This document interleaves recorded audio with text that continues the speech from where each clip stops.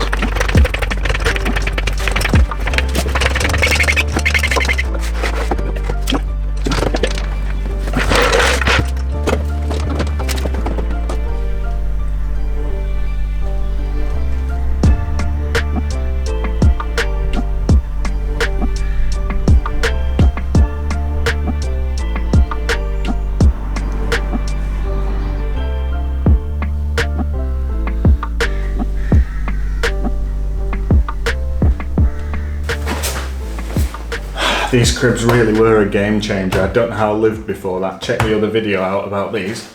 Those of you who have been following along with the video series might remember all the way back to when we refinished the underside of this E30.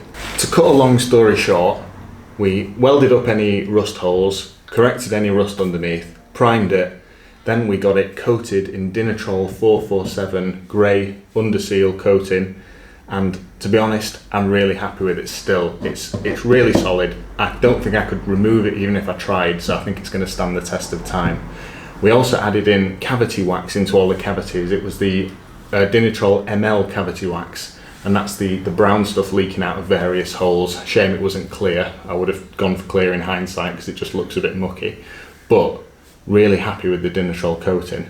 But that doesn't stop me continuing to be paranoid about the underside of this car, because it was so much work. I never want to do it again. And there are obviously quite a few components under the car that were not suitable to underseal with Dinitrol. For example, rear trailing arms, rear subframe, the diff, the gearbox, or various brackets and the lines.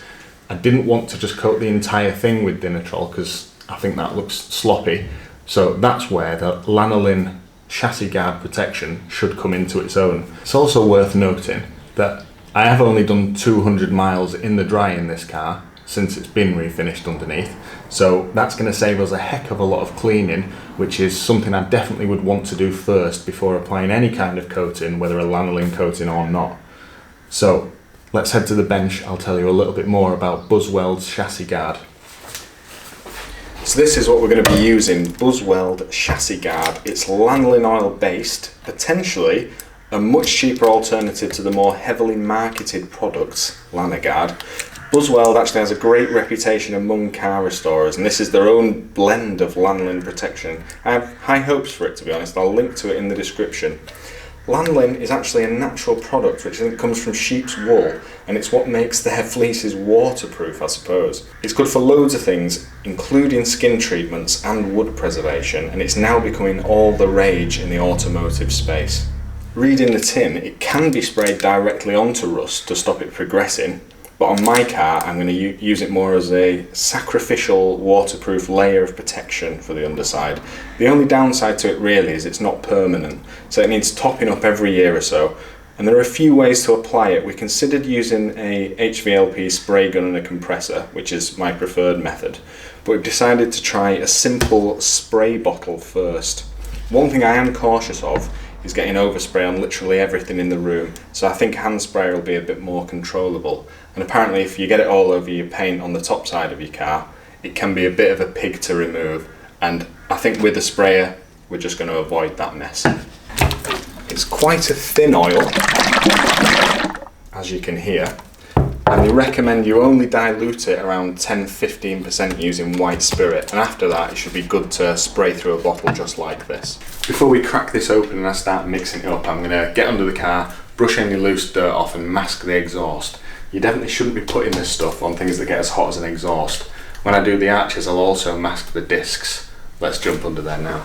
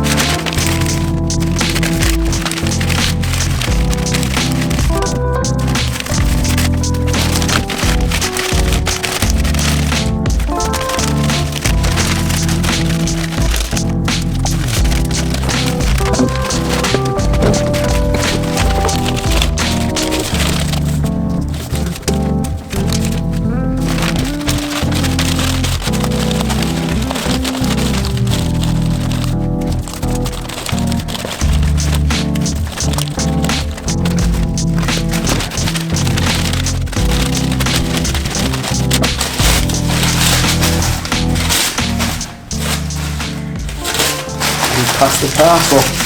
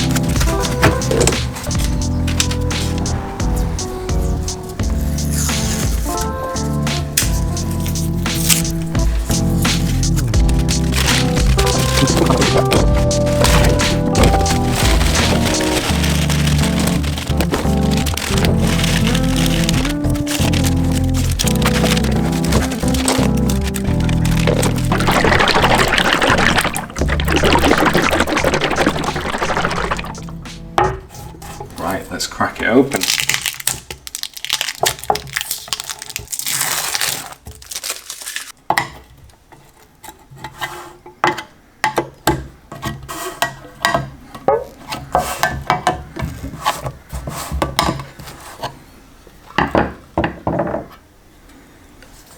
A bit darker than I expected.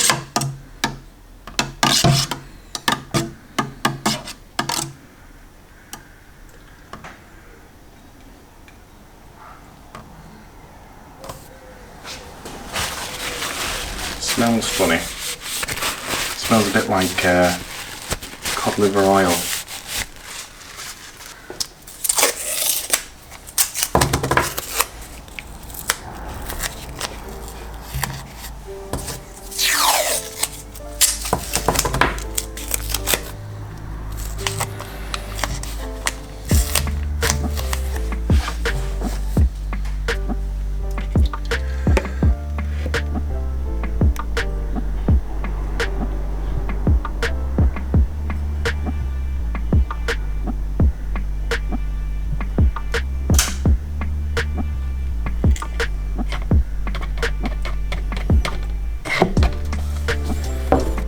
That's 500 ml. Now we're going to add in 50 ml of white spirit just to thin it down that 10%.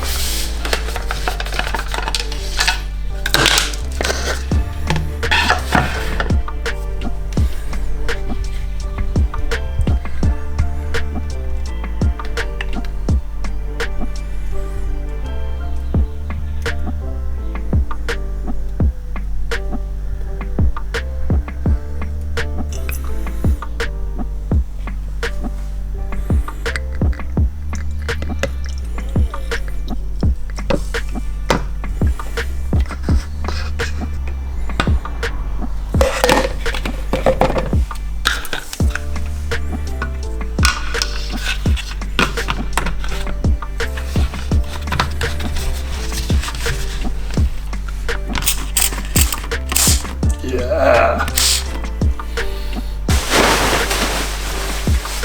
Here we go again.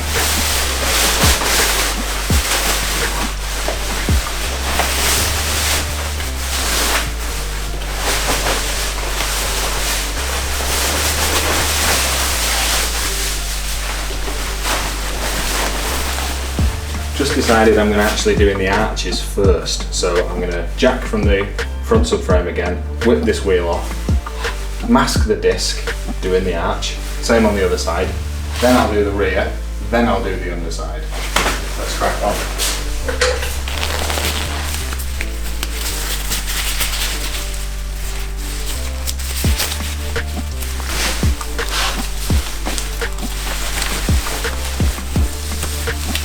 Oh, I'm sweating already.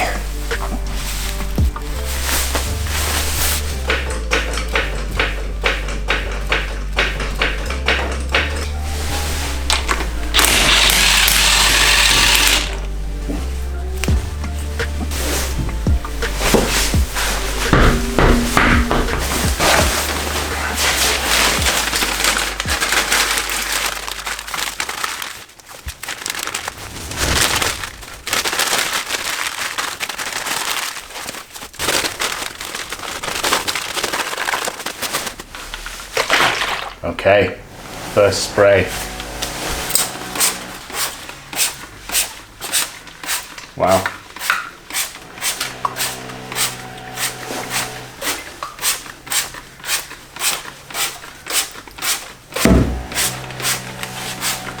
Got to resist putting it on too thick, I think. Seems to spread itself nice and evenly.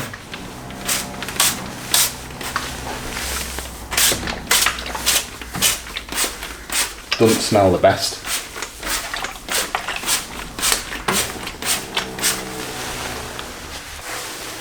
Suspiciously too easy, this. The excess is just going to run down onto the floor, it seems, which is fine. I'll try to do that faster.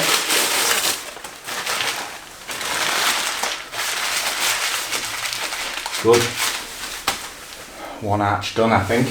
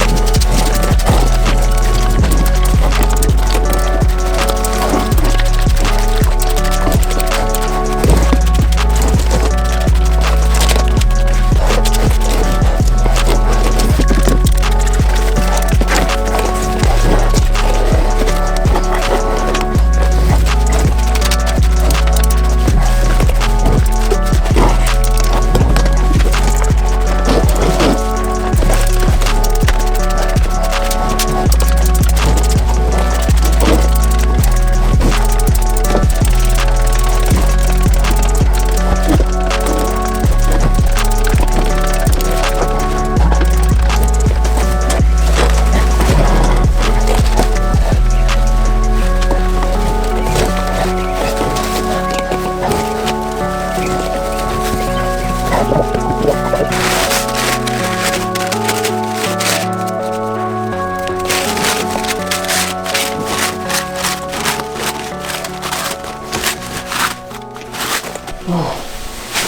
bloody hell. Right, that'll do it.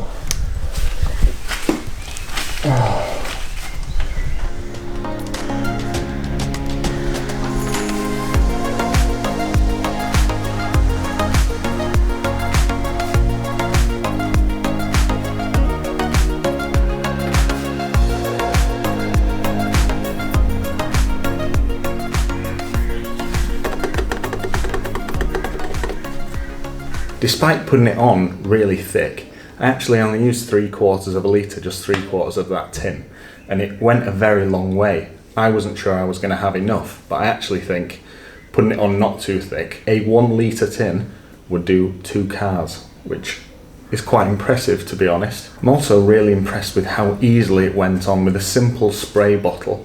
Obviously you need to be avoiding getting it all over yourself, so a white suit was helpful too. But with a simple spray bottle, I just worked from back to front, coated the whole car, with special emphasis on areas that I knew would be susceptible, such as the lines and things like that. And it went on an absolute breeze. There was no blocking of the spray gun or anything annoying like that. So really easy DIY job. A couple of things to be aware of with this stuff. Firstly, it smells like fish oil. Not too strong, but if you don't like the smell of fish oil, it's not that pleasant. When I opened the door to come into this garage this morning, it kind of hit me.